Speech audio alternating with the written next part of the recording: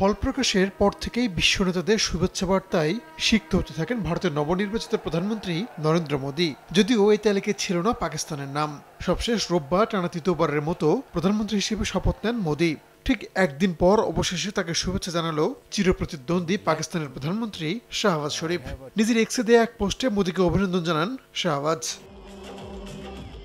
একই দিন মোদীকে শুভেচ্ছা জানিয়েছেন শাহবাজের ভাই ও পাকিস্তানের সাবেক প্রধানমন্ত্রী নওয়াজ শরীফ।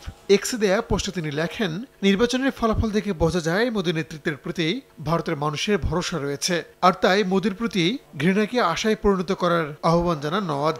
ওয়ালটন ফ্রিজ কিনে অনেকের মতো আপনিও হয়ে যেতে পারেন মিলেনিয়াল। সেরা পণ্যের সেরা অফার।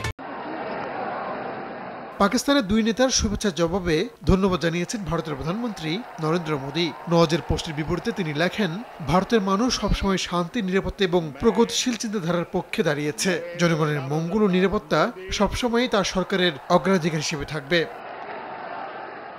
মোদীর শপথ অনুষ্ঠানে প্রতিবেশী বেশ কয়েকটি দেশের সরকার ও রাষ্ট্রপ্রধানরা উপস্থিত ছিলেন। তবে ভারতের সঙ্গে বৈরী সম্পর্ক থাকা পাকিস্তান ও চীনের কাউকে দেখা যায়নি অনুষ্ঠানে। রাহানুল রানা, সময় সংবাদ।